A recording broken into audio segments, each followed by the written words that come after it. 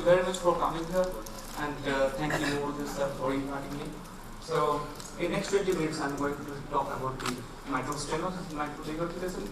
I'll try to be fast and as short as possible. So, first slide is usually used in imaging.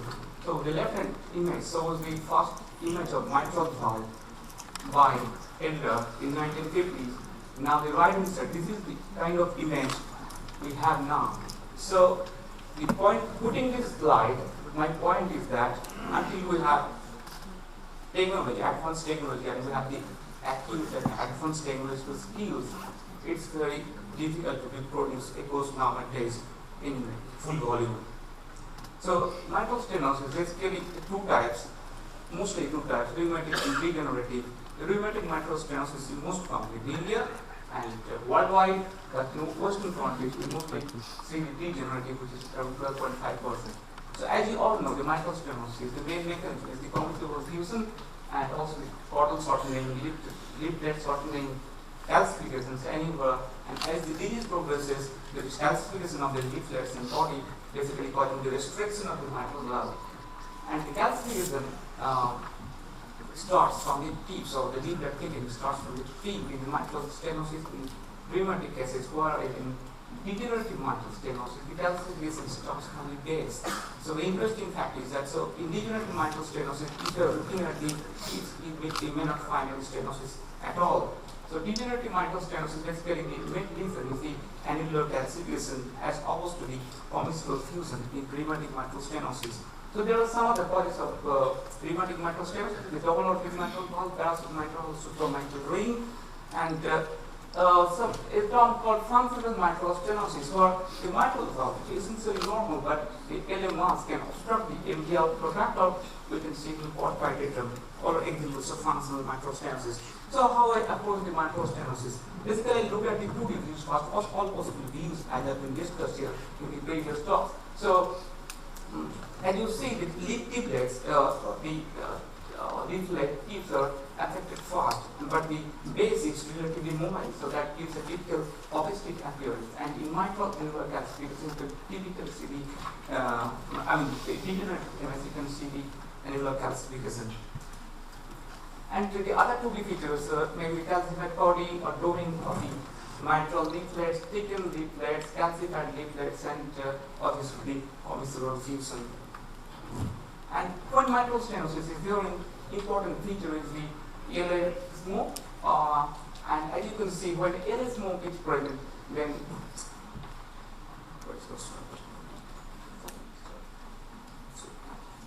so when LA smoke is present, then obviously you can expect some degree of thrombus. So when LA smoke is there, we take the velocity in the LA to see whether it's thrombus or not, and the pipeline is the one of the most essential things to detect that. And you can see the clots in the roof of the LA and the LAA, and also easily you can see the clot in the LAA, which are common features in mitral stenosis. And when you put color across the mitral valve, you can essentially see the flow acceleration across the mitral valve, and sometimes the mitral valve, if the body is distorted, you can see the eccentric MR, and this importance of that later. So then look at the other valves, tricuspid valve, aortic valve, and take the right ventricular systolic pressure, and if you don't have a TR, you can get the TR pressure by the pulmonary acceleration time by the formula. So how to grade the mitral stenosis severity? Two grading. You can either use the mitral valve area, or you can measure the gradient across the mitral valve. There are a lot of methods to measure the mitral valve area: the planimetry, pressure half time, deceleration time, continuity equation, PISA method, and obviously the 3D methods. Coming to the gradient across the mitral valve. So basically we take the mean gradient, and heart rate should always be recorded along with the gradient. In atrial fibrillation, we should take the average of 5 cycles, otherwise, and we take the least variable PR segments, 5 segments. But this is not the best marker of the severity, as it is influenced by factors like heart rate, cardiac output, and mitral regurgitation. So the value, if it is more than 10 millimeter mercury equal to mitral valve, then it's severe, less than 5, you might mild mitral stenosis. Planimetry, apparently it has the best correlation with the CMR and the MRI, and planimetry, 2D planimetry is very useful as a reference method for mitral stenosis severity assessment. So we use the basal short axis view and mid diastole zoom view, several measurements in actual fibrillation. Be cautious about the high gain setting, because the high gain setting can bar you for actually getting the actual mitral valve area, and obviously it's difficult in calcification in distorted valves and needs expertise. So less than 1 centimeter square of that mitral valve area tells us that it's a severe mitral stenosis. Coming to the pressure of time, it's again a level 1 recommendation by ASE. So the formula is the MVA equal to 220 pressure of time. So basically we need to trace the peak UF up at least up to 2/3 of its duration, and you get the pressure of time through the software. And but it's relatively unaffected by MR and rate control AF, so it's a good method, but it's unreliable tachycardia and significant air and diastolic dysfunction. So significant air and diastolic dysfunction, as the pressures in the LV cavity is very high, so it actually reduces the PST, so actually you can overestimate the valve area. So continue to take equation, but all three measurements were level 1, now it's level 2. So it is based on the conservation of mass, and so basically we take the transmitral stroke volume, which is equal to stroke volume LVOT or RVOT, and you get this formula. So, but be cautious about the measurement of the LVOT, RVOT diameter, because it is get squared, so you get a big error. It is less dependent on the cardiac output and pressure gradient, but cannot be used if there is intracardiac shunt like ASD, PSD, or there is any regurgitant lesion at the measurement site. As if you are measuring at RVOT, there is PR, no, not acceptable. If there is AR at, if you are measuring at LVOT, no, you can do that.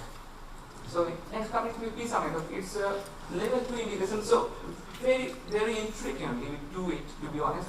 And we got a formula, mitral valve area equal to 2 pi r square into aliasing velocity by V max of MS, and you get an alpha angle. So the problem is here. Other things are not a problem. You get all these things very nicely. Problem is here. The alpha angle is not measured by the echocardiographic machine, but actually you estimate. You approximate it either 120 degree, 110. So there is a problem. But this method is actually not affected by any regurgitant lesion and by loading conditions. So basically it's a good method, but just because of the alpha angle, it has been level 2. So just some of the 3D images of the mitral stenosis, you can, as you can see, the severe restriction and severe decrease in the mitral valve area, some degree of commissural fusion starting here in mitral stenosis, and this is the MTR to actually 3D detection of the mitral valve area. And you can see here some angular calcification as well.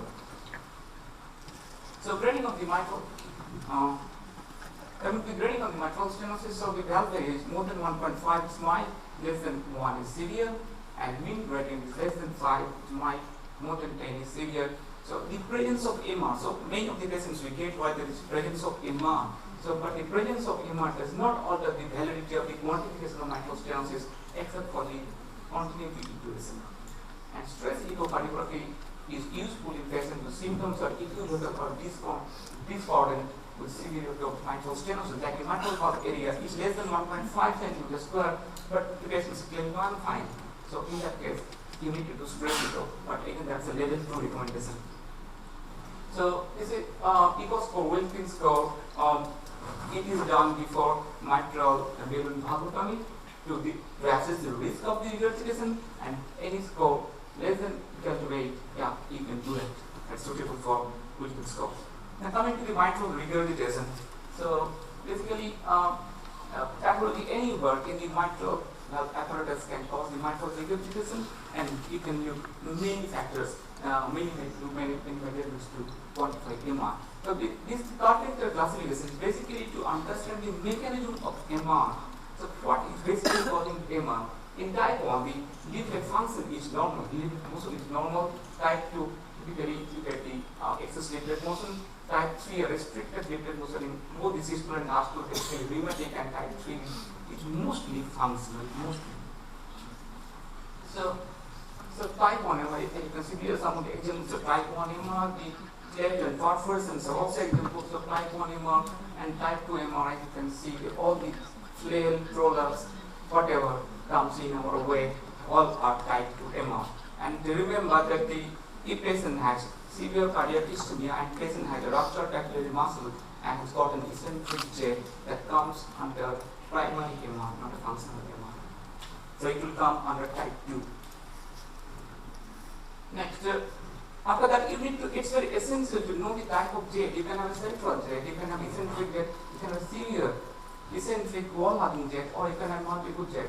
Why I'm saying because all the kind of jet actually will make you think what method you are going to use for the gradation of the MR, because all the methods you can't use for all types of jets. So how I approach for the mitral regurgitation? Yeah. So basically, at first I look at the 2D, all possible views, 2D, and then I put a color across the mitral valve to rule out multiple MR, because as it will influence the grading method, because in multiple MR you can use vena contracta, 2D vena contracta, you can't use PISA. So multiple MR is essential to know. Now after seeing the jet, central or eccentric, time for grading method. Obviously, in eccentric jet, you can't take the, ideally you should take the PISA, in central jet you should take the PISA, and so it's very essential to identify eccentric or eccentric. If eccentric, mostly rule out PISA, do a vena contracta.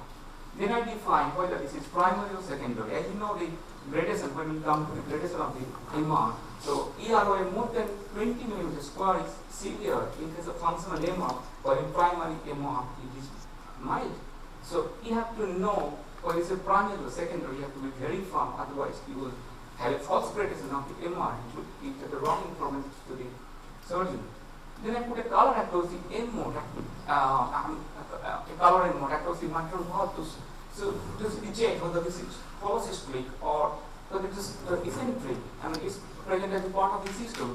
Because if the MR is not polysystolic, all the methods like vena contracta, PISA, jet, so all the overestimate the mitral valve, and so it's very important. Next, I take the vena contracta, PISA. It is a mild and severe MR, there is no confusion, but if the MR is moderate, then you have to quantify the MR. And in case of more than mild MR, it's mandatory to report the LA volume, LD volume, EF and K pressure according to the European guidelines. And now you check additional features, give the MR, and you guide the surgeons for the feasibility of the repair. So these are the steps how one should approach the mitral regurgitation. Now the grading or regurgitation, as you know, that there are some quantitative methods, some semi-quantitative, and some quantitative methods. Everything, will come later. And this is another classification. I'm going into details of that. Coming to the methods part, the vena contracta. It is the narrowest diameter measured over flow acceleration reason, and ideally in T you should look at meters with a low axis view. It gives limit of 50 to 60. I just want to make a short resolution that Dr. Vaishali was supposed to come for this talk. At the last moment she could not make it, so I am here to fill up her gap in a short notice. Thank you, Mudita sir, to give me an opportunity to talk over here. So my talk will be basically on the aortic valve anatomy and how the normal aortic valve look like, and what are the different approaches we use to assess the aortic valve, some images on the 3D, and some conjunctive gradients what we see on the aortic valve. Transesophageal echocardiography is used intraoperatively to evaluate the aortic valve anatomy, function, and the hemodynamics. Qualitative and quantitative assessment always inform decision regarding the surgical intervention, type of intervention, correction, and inadequate surgical repair. And even the post-repair, if there is a failure of the repair, we can assess on that. Intraoperatively, we use the TE to reconfirm our pre-op diagnosis and see the valvular function in a better way, because we get the high resolution images on the aortic valve on TE. And in the post-op, we basically see the success of the repair. In the prosthetic valve replacement, we see any leakage, any prosthetic valve leakage, is there any paraprosthetic leakage? We see all those things, and along with that, we assess the left ventricular function before we go into the other portion. Aortic valve replacement has been until recently the standard surgical procedure for the treatment of the aortic valve disease. A greater understanding of relationship between the aortic valve and root in 1980s contributed to the development of the valve sparing aortic root replacement techniques that allow for the presentation of the normal valve, when diseased aortic root is being replaced. So looking at these things, we get high resolution images on the of aortic valve on TE because there is a close proximity of the aortic valve in comparison to esophagus. The plane of the aortic is been oblique in comparison to the transverse plane of the esophagus. So what happens here, that valve is right and the posterior aspect of the valve, which lies at the inferior surface in comparison to the left and the anterior aspect of the valve. It signifies the position of the TE when we introduce. The probe has to be antiflex slightly and to the left to get the better resolution of the valve. Coming to the anatomy, the aortic valve separates the terminal portion of the left ventricular outflow tract from the aorta.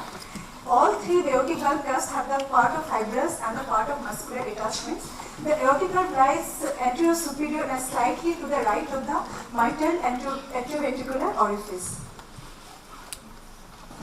If you look at this picture, the most prominent structures we all see is the three semilunar structures, or moon-shaped structures. These are the cusps of the aortic valve. This cusp of the aortic valve, it is being named as a left cusp, which has been originating.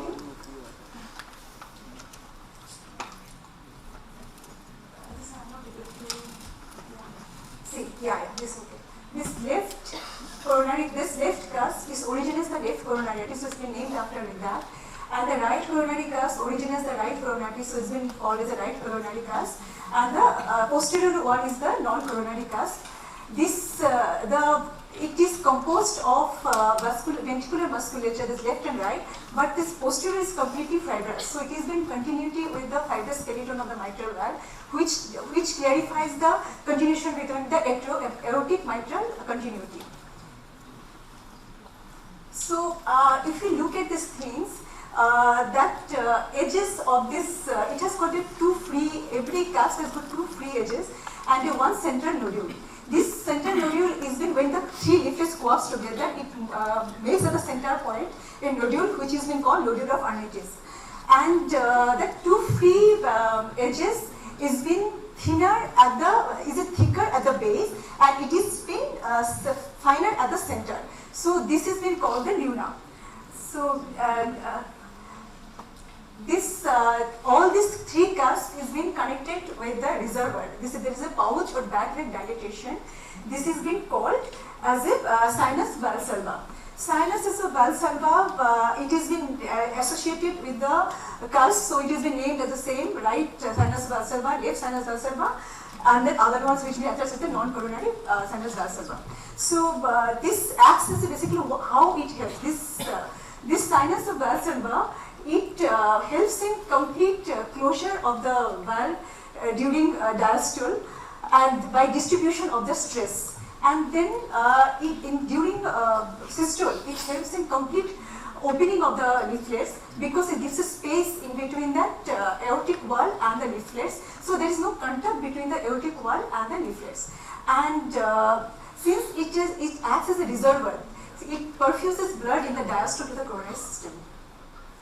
So above this sinus valsalva, there is a sinotubular junction. It's a fibrous ring structure I'm going to talk about later on.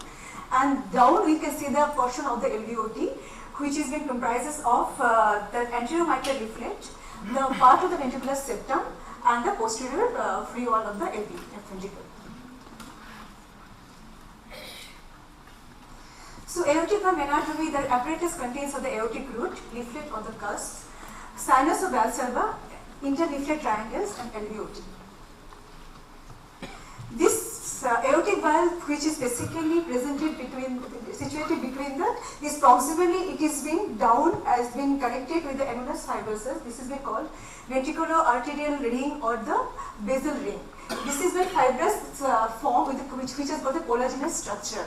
This is been, it's not in a complete circle, though it is been in the Latin word annulus means that a full circle, it's been actually been half circle. It is been attached with the extends up to the sinuses of the valsalva. It is medially attached with the aortic media, and then on the proximally it is been attached with the ventricular vasculature. As it proximally, it is being covered by the sinotubular junction. It is a dense fibrous ring which separates the aortic valve complex and the ascending aorta. This is a thick fibrous ring. It is been much thicker than the what is the collagenous which we find in the sinus level. This is basically this sinotubular junction. It has got a clinical importance. It supports the valve. And if there is a dilatation of the sinotubular junction, it causes incompetence of the valve. Then we come to the interleaflet triangles. Interleaflet triangles are basically the space which is in between the leaflet and the aortic valve. There are 3 interleaflet triangles. This interleaflet triangle is basically situated at the base below the leaflet. So it is being exposed to the left ventricular pressure. During systole, it consumes the stress, so reduces the stress during systole. That is one of the action. Interleaflet triangle, which is situated between the right coronary cusp and the non-coronary cusp, it is being connected with the bundle of leads. So there is a conduction blockage if it is being injured during that time. This basal part is the annulus. Just here that all the sutures has been, surgical sutures has been taken for the replacement and all. It has been done here only, and the sizing of the valve for the TAVI, it is being done at the annulus level. So next is the left ventricular outflow tract. Outflow tract comprises of posterior inferior surface of the anterometal leaflet, part of the ventricular septum and the free wall of the left ventricle. So as I said, aortic root is composed of the aortic leaflet, sinuses of valsalva and interleaflet triangles. Each leaflet has a hinge point, bottom semillunar valve, coarctation surface of the leaflet with a thickened central lobule. This hinge point is attached to the aortic annulus. 3 cusps are referred as the right coronary, left coronary, non-coronary cusp. Corresponding with each cusp of the aortic valve, root is exposed to form the 3 sinuses of the valsalva. I'm just here to mention that I'm not going to talk about the pathology because there is a separate lecture on the pathology. I'm just talking about the anatomy, what are the basic views we use to assess the aortic valve. Normal aortic valve, it has got a 3 cusps and these are the crescent shape, 3 commissures. What is commissures? Commissures is the space or area in between the leaflet and the aortic valve. This is the red marked areas. These are the 3 commissures. So, and it has got a 3 sinuses as we already talked about, and it is supported the fibrous annulus. This already I have mentioned about it. The normal valve areas is 3 to 4 centimeters square. It has got its the native gradient of the aortic valve is around 2 to 4 millimeter of mercury, and flow velocity is around 60 to 100 meters per second. So coming to the transition echocardiographic assessment, this is a short axis view. This view we did basically from the mid-esophageal view, we just pull the probe a little bit and then we anti-flex and come to the 30 to 60 degree, we get that short axis, aortic valve short axis view. This valve on the system, we can see that all the cusps has been wide open. This is the view we use to do the planimetry. And in the diastole, it is the valve's leaflet has been closed. It makes a Y inverted sign or Mercedes Benz sign. This has been of significance. If there is a leakage in this view, we can find out the aortic incompetence. The position of the aortic valve leaflet at the end of the system and diastole is already about. So next come the aortic valve long axis view, which is found between the 110 and 150 degrees centigrade. So this is 110 to 150 degree angle. Then here we see the LVOT, aortic valve and aortic root. Hemodynamic for the See, this is the mid-distributed aortic valve long axis during systole. Normal aortic, here we can see the two thin lines that is been opening parallel to the aortic wall in this view. Here the bottom one is been the right coronary cusp and the upper one could be left coronary or the non-coronary cusp. And as we take the measurements at this level, the annulus measurement, this normal annulus measurement is been between 18 to 22 millimeter. At the level of sinus, it measures basically in between 27 to 30. Sorry, 30 at the level of sinus, it between the 35 to 38. At the level of sinotubular junction, it is between 27 to 29. And at the level of ascending aorta, it is in basically 30 to 35 millimeter. So this is the mid-esophageal 5-chamber view. From the 4-chamber, mid-esophageal 4-chamber view, if we just pull the probe, we get this view. Here the added benefit when we get it, we just get to see the outflow tract, LVP tract. So this is the one. Next, another view is the mid-esophageal long axis view. This is already discussed what we find on it. These mid-esophageal views are not good for hemodynamic assessment because the blood flow is being perpendicular to the Doppler beam. We need we need the parallel beam to assess the hemodynamic gradients. So for these things we are getting deep transgastric long axis view and transgastric long axis view. So deep transgastric long axis view, how do we get it? It is been achieved from transgastric mid short axis view. If we advance the probe further down and keeping the probe slightly left, we find that deep transgastric long axis view. And for the transgastric long axis view, from the mid transgastric view, as you go, as you take the probe towards the left at 90 to 120 degree, we get that transgastric long axis view. This is the transgastric long axis view.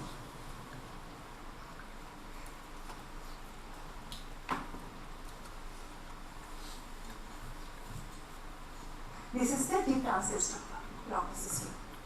So these views are important for the hemodynamic to find out the hemodynamic gradients, but this is not been good for the ventricle to find out the valvular dysfunctions. So it just been used for because here the aortic valve lies in the far view. So to do the valvular assessment, we need mid-esophageal views to give us a better idea. So here I have taken a gradient across the long axis.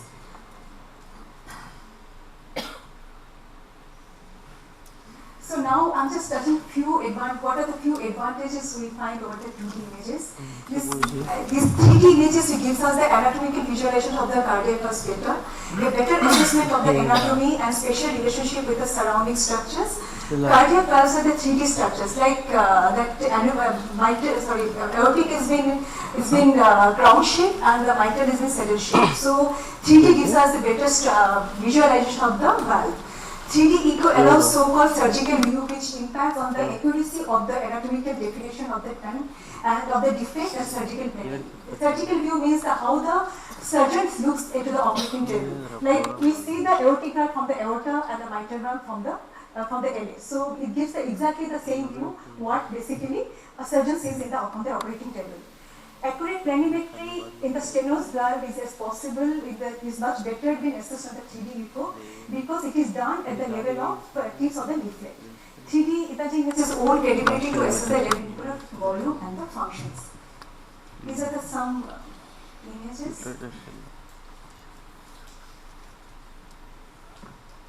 So here we are getting the 3D view of the aortic valve with the long axis. You can see, say explain and that in the long axis view we are getting it. Here you can see it is a bicuspid valve. So here we can see the vegetation on the cusp, on the upper cusp. So that is non-coronary or left coronary cusp. So this is basically the same view is on the 3D. It is a short axis of the on the 3D view. There is some congenital variance on the aortic valve. Bicuspid aortic valve is basically only two cavities found in 1 to 2% of the population. It is being basically patient becomes symptomatic in the 5th and 6th decades, and the patient develops aortic stenosis as the age progresses. There is a unique aspect, and on the T it looks like a fish mouth. And the unique aspect is found in 0.02% of the population. It is being represented in the patient group at an earlier age, and most of the young patients they represent with the aortic incompetence or severe aortic regurgitation. And there is another quadric aspect. Here, along with the normal 3 leaflet, there is a small leaflet presence and patient presence with the aortic regurgitation. This is the quadric aspect. Thank you.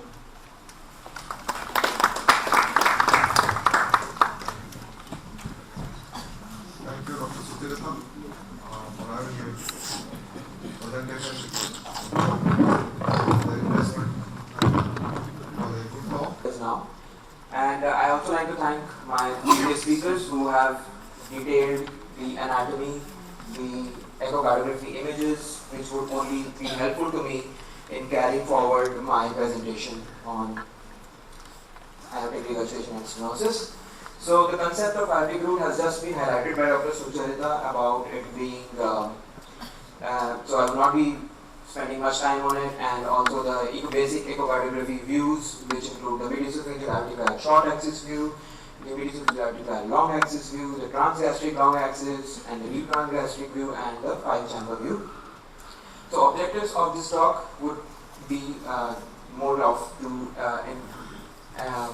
have a focus on the echocardiography for aortic stenosis, including mention on low flow, low gradient, low ejection fraction aortic stenosis, and low flow, low gradient, preserved ejection fraction aortic stenosis, and echocardiography findings for aortic regurgitation, including echo for aortic valve repair and preservation procedures.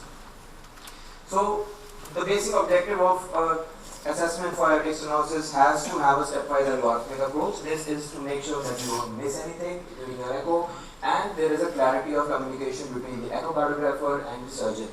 So to begin with, we have to identify the etiology, make sure that we confirm the severity of the aortic stenosis as it has been reported previously, rule out presence of any other pathology which has been probably missed or accidentally missed by other echocardiographers, and exclude anatomical variants that may alter the anesthetic plan, which would include a normal LV ejection fraction, normal flow, high gradient aortic stenosis, or the low flow, classical low gradient, low aortic stenosis, or the normal LV ejection fraction, paradoxical low flow, low gradient aortic stenosis. So to begin with, we first start off with a qualitative evaluation of the aortic valve, and this first step is performing a good detailed 2D echocardiography. The best views, as have just been highlighted, include the mediasophageal aortic valve short axis view and the aortic valve long axis view.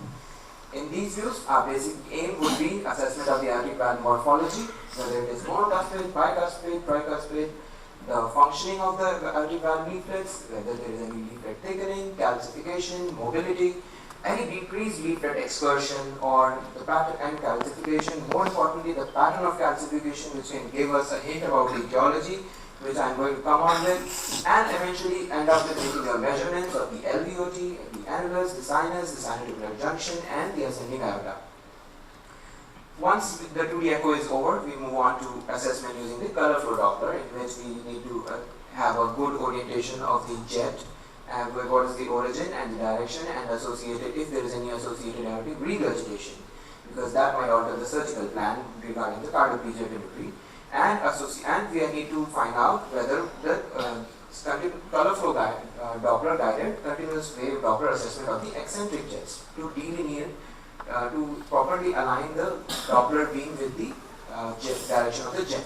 So by the end of our echo 2D and color flow Doppler, we need to come on to a probable diagnosis of 3 most common causes of aortic stenosis, which include calcified aortic stenosis, in which the pattern of calcification is such that the cusps are mainly involved on both the sides, whereas rheumatic, which is the most common etiology in India, where the disease process starts more from the commissures and causes commissure fusion, and the calcification and nodules are along the lines of coarctation and eventually end up forming a triangular orifice.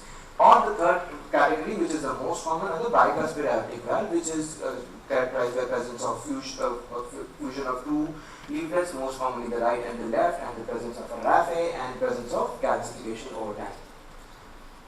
So 2D echocartography, besides being qualitative, also helps us in making certain quantitative decisions. Number one would be by use of a leaflet separation, which is done in a mesotracheal valve long axis view. For this, as highlighted in our previous sessions, we need to align the 2D image with the center of the valve and note the leaflet excursions. Any separation which is more than 15 millimeters, any significant obstruction can easily be ruled out. And it can also be used to quantify the severity based upon if it is more than 12, it is mild aortic stenosis, 8 to 12 would be moderate aortic stenosis, and less than 8 millimeters would be indicative of severe aortic stenosis. Subsequently, using the 2D echocardiography, we can perform an anti-valve planimetry, and this is used to use for direct valve orifice area estimation using the trace function.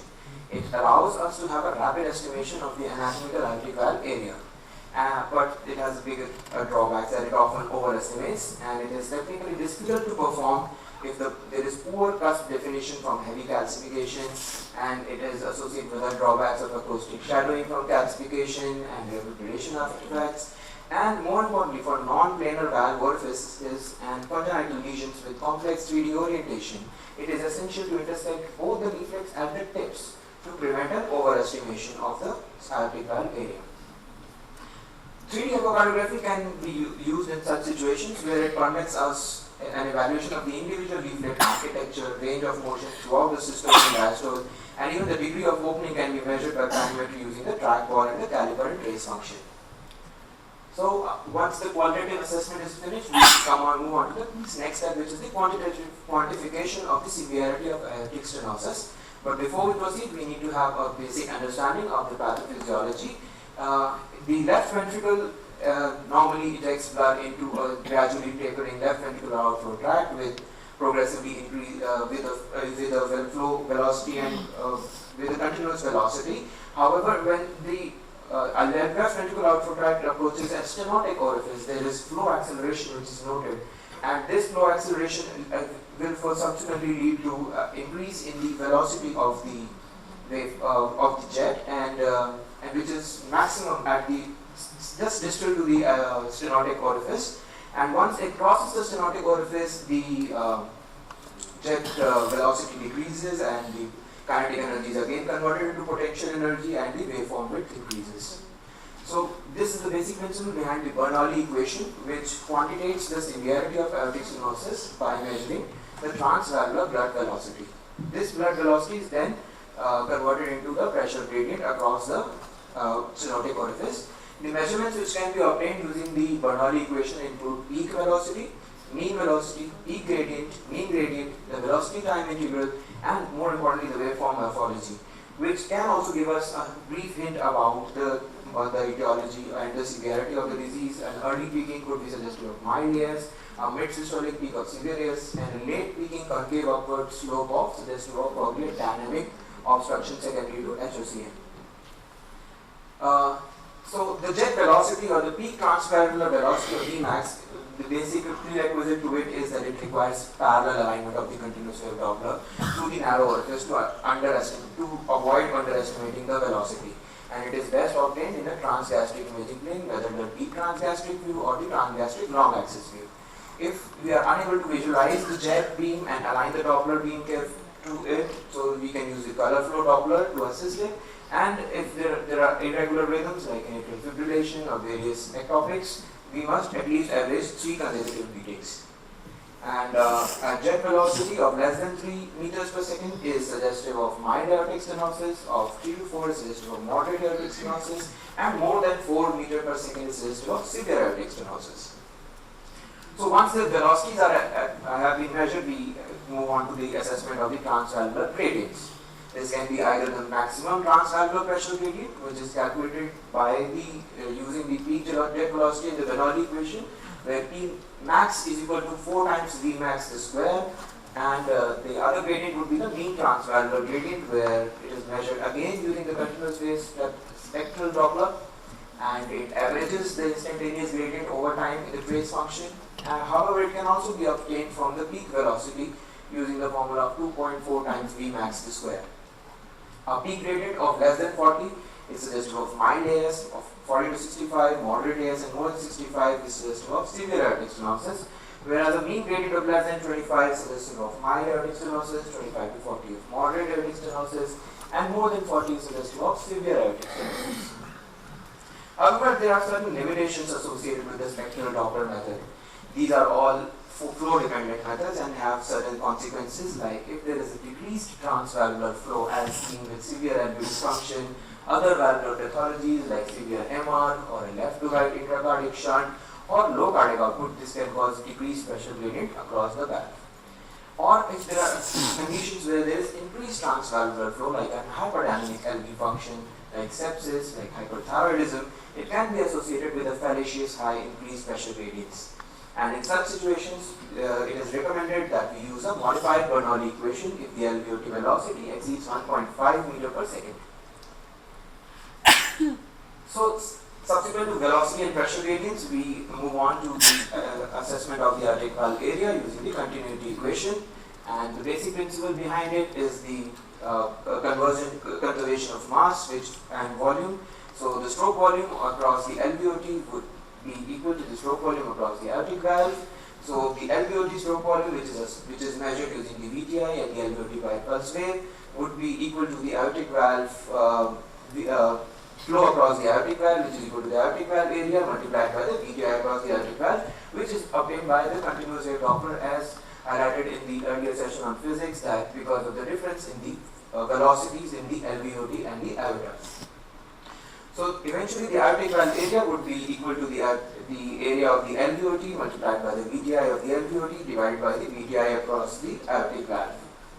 And this continuity equation is most reliable technique to measure the effective or physiological aortic valve area, and it requires, as I just mentioned, 3 measurements. First is the aortic stenosis jet by continuous wave Doppler. Second would be an LVOT diameter for calculation of the cross-sectional area. And third would be the LVOT velocity recorded with the pulse wave Doppler. So a valve area of more than 1.5 is suggestive of mild aortic stenosis, and 1 to 1.5 is suggestive of moderate aortic stenosis, and less than 1 is suggestive of severe aortic stenosis. We can also use the double envelope technique, where in the denser waveform towards the baseline forms can be used as the LVOT VTI. However, there are some assumptions that we make during the assessment of the LVOT, and this technique also is not a foolproof technique. This is because the LVOT diameter, to calculate the cross-sectional LVOT, we need to be careful that it should be measured at the same point at which the LVOT VTI is measured, and preferably within 0.5 to 1 centimeter of the aortic annulus. And it should be measured with the leading edge technique in the mid-systole.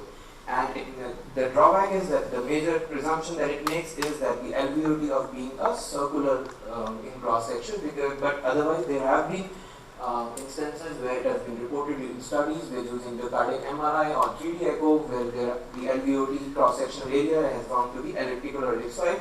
So 3D echo and cardiac MRI can be more helpful in such situations. And for the measurement of the pulse wave Doppler, make sure that the sample volume is placed exactly at the same point where the diameter was measured, and preferably within 0.5 to 1 centimeter proximal to the LVOT. So if we note here that the position of the sample volume of the pulse wave, if it is into the left ventricular cavity, we would be missing out on the ejections going into the LV. If it is too far beyond it from the LVOT towards the aortic valve, we would be seeing something called aliasing. That is because the flow convergence has begun to occur, the flow acceleration has begun to occur, and we would not be able to get the right amount of velocity of the LVOT. So, just recapitulating the limitations of this continuity equation is that in situations where we have a huge LA concomitant other valve diseases, at times it is difficult to obtain the transgastric views, and that is probably because of the anatomy of the cardiac structures. And so in these situations where we cannot obtain a Doppler spectrum across the aortic valve, the continuity equation could be not so accurate. And in conditions also where we are unable to identify the velocity jet, or unable to measure the LVOT diameter, or LVOT VTI cannot be measured due to rhythm disturbances. So to overcome the shortcomings of the estimation of the cross-sectional area of the LVOT and the to eliminate the bias due to the estimation of the area, the dimensional velocity index has been developed, and it is the ratio of either the velocity or the VPI of the LVOT over the aortic valve. And it gives any dimensional velocity index of more than 0.5 is suggestive of mild aortic stenosis, moderate would be suggestive of 0.25 to 0.5, and less than 0.25 would be suggestive of severe aortic stenosis. The benefit of this is that it is flow independent and unaffected by changes in the cardiac output, and it would be extremely useful in patients with low flow, low gradient aortic stenosis. It is also shown to reduce the errors to LVOT due to LVOT measurements and by due to its removal of the cross-sectional area. So before we end the examination, we need to find out associated findings with aortic stenosis, and to complete the assessment, we need to make a note of the degree of left ventricular hypertrophy, the extent of LV systolic and diastolic function, any concomitant aortic regurgitation, evaluation of other valves, and assessment of the aorta for any post-stenotic dilatation. So coming to a capitulation of the classification of severity using the aortic jet velocity of more than 4 is severe, more than 65 peak gradient would be severe, mean gradient of more than 40, valve area of less than 1, and to make a note of the valve area indexing. It has been recommended in patients who have a short height and in some females where we need to index the orifice area to body surface. Index body surface area of less than 0.6 would be suggestive of severe aortic stenosis. So, a brief about the low flow, low gradient aortic stenosis. It would be defined when you are effective the severe aortic stenosis with an effective orifice area of less than 1, and when you find out that the ejection fraction is less than 40%, and the low mean pressure gradient of around less than 30 to 40, which is less than the severe category. And there is a mismatch between your EOA findings and your gradients. So this is probably suspected of a poor contractile state, which is associated with a concomitant coronary artery disease, or presence of a multivalvular involvement, or there is an associated cardiomyopathy which is present in the patient, or it could be secondary to an inadequate left ventricular hypertrophy response to high afterload. And in such patients, we need to assess the contractile reserve using the dobutamine stress echo. So dobutamine is started at low doses at 5 mics, escalating doses of 3 mics to 5 mics, and then the stroke volume is assessed across the aortic valve to know about the flow reserve. If there is an increase in the stroke volume by 20%, we call that the flow reserve is present, and if it is the stroke volume is increase in less than 20%, we call that the flow reserve is absent, and the aortic stenosis severity would be indeterminate. So, if patients who have a present flow reserve, we need to subsequently measure the change in the pressure, the mean pressure gradient across the aortic valve, and if the pressure increases without any change in the aortic valve area, it would be classified as a true severe aortic stenosis. And these are the patients who would benefit from surgical or transcatheter aortic valve replacement. However, if the increase in the pressure, mean pressure gradient is less than 40, and the aortic valve, instead the aortic valve area is found to be increasing using the continuity, these are patients who have pseudo-severe aortic stenosis, and these are the patients who are likely to benefit more from heart failure therapy.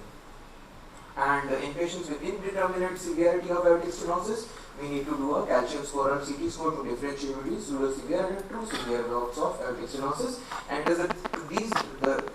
this delineation is important because patients with absence of flow reserve and pseudo-severe aortic stenosis, if subjected to aortic valve replacement, have high perioperative morbidity and mortality, high chances of post-operative LV dysfunction, and need for mechanical circulatory support.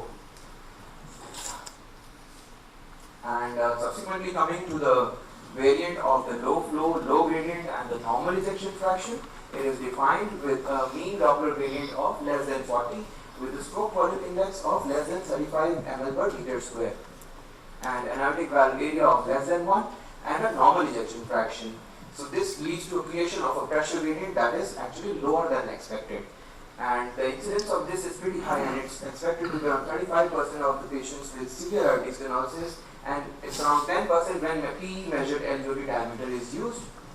So basically the problem is that fulfillment of one severity criteria for AS but not other pressure gradients, discordance may lead to postponement of surgical intervention, and often these patients are found to be in more severe stages of the disease and there is greater degree of concentric hypertrophy, a smaller LV cavity, and a normal ejection fraction but an elevated total arc load.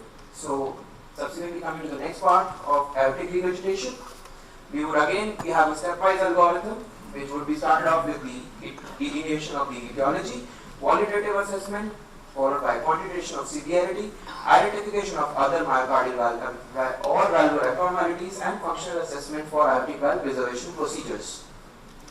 So as we followed previously, the step 1 for qualitative evaluation will be a detailed 2D echocardiography for analysis of leaflet morphology, coarctation, measurements, and of course look out for aortic assessment for atherosclerosis, aneurysm, and dissection. It has been shown that preoperative assessment of functional anatomy by TE has been proven to be accurate and strong predictor of valve repairability and post-operative outcomes. So subsequent to the second qualitative evaluation will be done by a color flow Doppler using the AR jet, which would help us with we need to know the direction of the jet, the mechanism, whether the jet is secondary to leaflet pathology or the aortic pathology, components of AR jet, and very essential to be noted, we need to know all the components like the flow convergence, the extent of vena contracta, and the jet area upon length. So by the end of these two, the 2D echo and the color flow Doppler assessment, we need to delineate the etiology. It could be secondary to either aortic valve abnormality, or traumatic, degenerative, endocarditis, or a bicuspid aortic valve, or secondary to aortic root dilatation like aneurysms, Marfan's, and bicuspid aortic valves. So semi-quantitative assessment would then be performed using the color flow Doppler, using the jet width upon LVOT width ratio in the VD superior aortic long axis view, immediately 1 cm below the aortic valve in diastole, and a jet height upon LVOT height of less than 25% is suggestive of mild aortic regurgitation, of 25 to 60% is suggestive of moderate aortic regurgitation, and more than 60% is suggestive of severe aortic regurgitation. However, there are some pitfalls which need to be noted in the jet width upon LVOT width ratio. First of all, measuring it too far down in the LVOT and having an inadjusted low Nyquist limits, which can lead to overestimation, excessive color Doppler gains, multiple aortic jets, and eccentrically directed jets. All of this can cause and fallacies in the estimation of the ratio. So other semi-quantitative technique is the jet area or LVOT area ratio, again measured in the aortic valve short axis view just below the aortic valve plane in diastole, and it is accurate, but it is technically more difficult, with less than 5% suggestive of mild aortic regurgitation, 5 to 60% suggestive of moderate aortic regurgitation, more than 60% suggestive of severe aortic regurgitation, and it has similar pitfalls to jet height and LVOT height. So the next method of semi-quantitative assessment for aortic regurgitation is the measurement of the vena contracta. It is the narrowest portion of the jet crossing the valve plane identified by visualizing the convergence zone of the color flow as it approaches the stenotic valve plane. It is a method of choice for intraoperative assessment because of the relative ease of acquisition and relative load independence. A vena contracta less than 0.3 is suggestive of mild aortic regurgitation, 0.3 to 0.6 is suggestive of moderate aortic regurgitation, and more than 0.6 is suggestive of severe aortic regurgitations. However, vena contracta in patients with eccentric or non-circular regions can have its own fallacies and have imprecision of measurement in multiple jets, and variation of flow is noted with blood pressure variation. So, coming to the exact quantitative methods for aortic regurgitation is the flow convergence method, or the PISA method, or the proximal isovelocity surface area method, which is based on the hydrodynamic principle of conservation of mass and volume at flow convergence. As blood approaches a regurgitant orifice, its velocity increases, forming concentric hemispheric shells of increasing velocity and decreasing the surface area. The Nyquist limit at which this convergence occurs gives us the area-spin velocity and the radius. And the effective regurgitant orifice area is then given by the formula 2 pi r square into VA divided by the regurgitant jet velocity. So the first step would be locating the color flow convergence by optimizing the area of interest, lowering the image depth, lowering the Nyquist limit to around 40, identifying the PISA shell, which would be the first shell where the blue-red color shift occurs, and in zooming into the region of interest, which would decrease the error of radius measurement and baseline shift to obtain optimal hemispheric flow convergence. This is essential, and more importantly, time the radius measurement to coincide with the peak aortic regurgitation velocity. And then subsequently calculation of the proximal AR flow using the aliasing velocity, the radius, and the peak aortic regurgitation jet. Effective regurgitant orifice area can then be calculated using the flow, which is flow divided by the velocity of the aortic regurgitation, and less than 0.1 is suggestive of mild aortic regurgitation, 0.2 to 0.29 is suggestive of moderate aortic regurgitation, and more than 0.3 is suggestive of severe aortic regurgitation. This effective regurgitant orifice area can then be used to calculate the regurgitant volume, which is equal to the effective regurgitant orifice into the velocity time integral of the aortic regurgitation jet. Any regurgitant volume less than 30 is suggestive of mild, 30 to 60 is suggestive of moderate, and more than 60 is suggestive of a severe aortic regurgitation. And similarly, the regurgitation fraction can be calculated by first calculating the LVOT stroke volume and then calculation of the aortic regurgitation fraction. Any fraction of more than 50% is suggestive of severe aortic regurgitation. The next method would be the slope of diastolic spectral envelope, which reflects the pressure difference between the aorta and the left ventricle using the continuous wave Doppler. The steepness of the slope and intensity of the waveform can help us determine the severity of the aortic regurgitation. A flat slope is suggestive of minimal diastolic gradient and a mild AR, whereas a steep slope with high intensity is suggestive of severe aortic regurgitation. And then subsequently perform the Doppler pressure half time, which is as the degree of regurgitation increases, the aortic diastolic pressure decreases and the LV and diastolic pressure increases. Any continuous wave Doppler measurement of the pressure half time of more than 500 milliseconds is suggestive of mild, and a severe slope of less than 200 milliseconds is suggestive of severe aortic regurgitation. The major limitations of this being effect of the systemic vascular resistance. If the systemic vascular resistance is low, there will be steeper slope, overestimating the aortic insufficiency, and a decreased LV compliance causes steeper slope, overestimating the aortic insufficiency, and eccentric jets cannot apply Doppler beam with AI jet.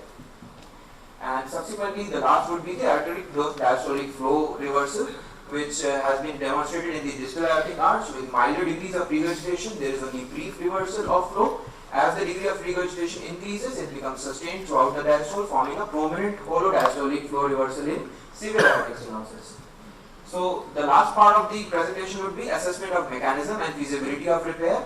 Aortic valve preservation procedures increasingly being performed secondary to better understanding of the functional interaction between the various components of aortic root. The benefits of repair include elimination of the need for long-term anticoagulation, reducing the risk of prosthesis complications, low operative mortality, allowing for growth, more importantly in children. And TEE is uniquely suited to identify individuals that are suitable for repair based on anatomy and analysis of the valve mechanism of incompetence. Other corroborative findings which are essential include premature closure of mitral valve, and ejection fraction, and diastolic indices, low reversal subclavian artery, and assessment of other valves. So the functional classification of mechanism of AR is into three types, which was given by Pola and Bivarose et al. And in the type 1 is again subdivided into type 1A, which is associated with the dilatation of the ascending aorta up to the sinotubular junction, which leads to aortic regurgitation. Type 1B, which is dilatation of the aortic root. Type 1C is complex annular dilatation. Type 1D is leaflet perforation. And type 2 is associated with prolapse, which can be either partial or flail or whole prolapse. And type 3 is associated with restriction of the leaflet mobility. Now, why this is important is because of the repairability, the question of repairability versus replacement. In type 1, it is the sinotubular junction modeling or aortic valve repair scanning procedures with subtubular angioplasty which can be performed. In type 2 surgery, the regurgitant lesions, we can perform prolapse repairs with plication, triangular dissection, and free margin resuspension with subcommissural angioplasty. Whereas the type 3 lesions are the ones which have shown to have the worst outcome with repair, and these are the patients who eventually end up with replacement. So, to summarize the assessment for AR, the stepwise echocardiography is again essential for quantitation of severity of AR and diagnosis mechanism, and careful application of concepts of continuity equation are needed for accurate quantitation of AR. Quantification of AR is, however, the sum of all 2D and Doppler data and not a single parameter, and assessment of feasibility of repair is essential for complete eco assessment. Thank you.